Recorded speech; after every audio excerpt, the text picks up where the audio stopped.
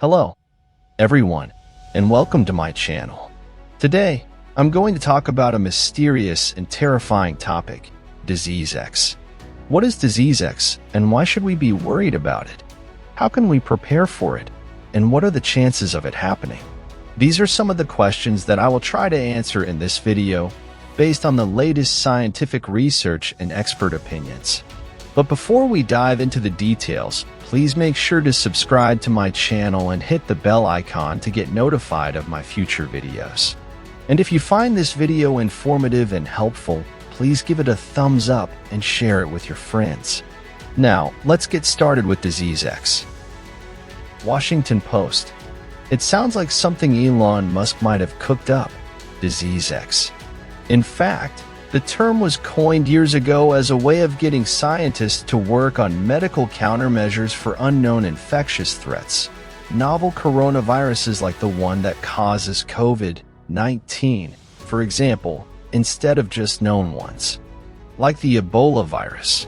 The idea was to encourage the development of platform technologies, including vaccines, drug therapies, and diagnostic tests that could be rapidly adapted and deployed in response to an array of future outbreaks with epidemic or pandemic potential. What is Disease X? It's the somewhat mysterious name for an illness caused by a currently unknown, yet serious microbial threat. The World Health Organization added Disease X in 2017 to a short list of pathogens deemed a top priority for research, alongside known killers like severe acute respiratory syndrome, SARS, and Ebola. The issue made it onto the agenda of the World Economic Forum in Davos, Switzerland, with Director General Tedros Adhanom Ghebreyesus joining other health officials to discuss it.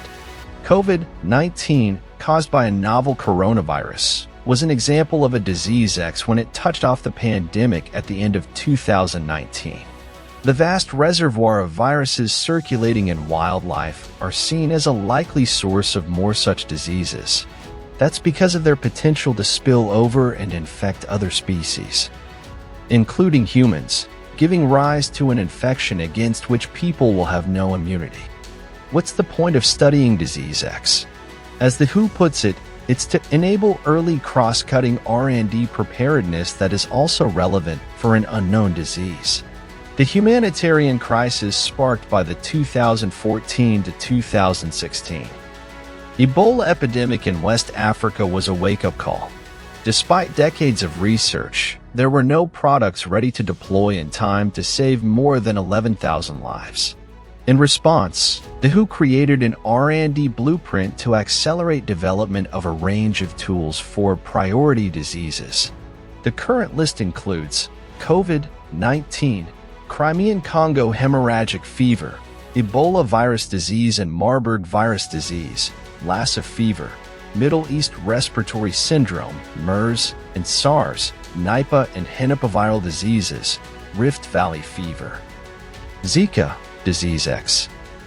How's the research for the next pandemic going?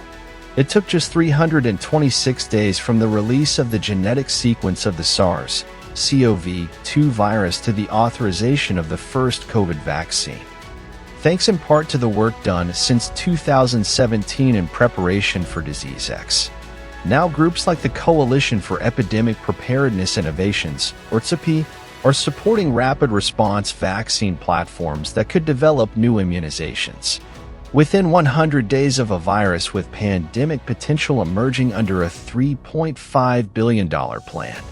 Other efforts underway include updating the international health regulations and developing a new global agreement to protect the world from future emergencies, a new fund approved by the World Bank for pandemic prevention, preparedness, and response, a WHO hub for pandemic and epidemic intelligence in Berlin that aims to speed access to key data and develop analytic tools and predictive models to assess potential threats, the Global Virome Project that aims to discover zoonotic viral threats and stop future pandemics, a $5 billion U.S.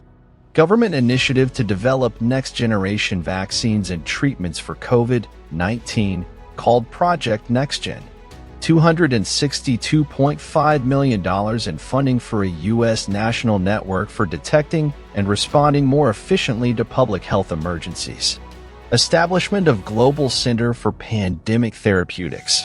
Still, numerous challenges threaten to undermine these efforts, including depleted and weakened health systems, a growing anti-science movement that has increased vaccine hesitancy, and the potential for governments to eventually deprioritize funding for outbreak detection and preparedness as perceived risks dissipate.